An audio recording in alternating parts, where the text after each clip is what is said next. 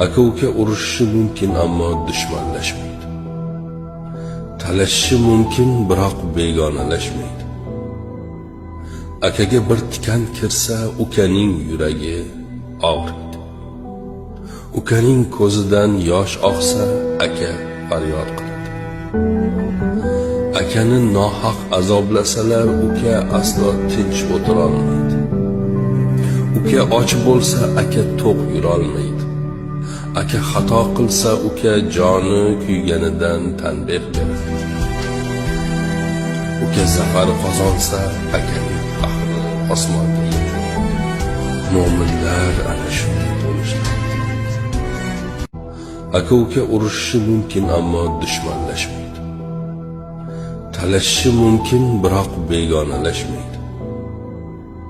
Akaga bir tikan kirsa, ukaning yuragi og'riydi.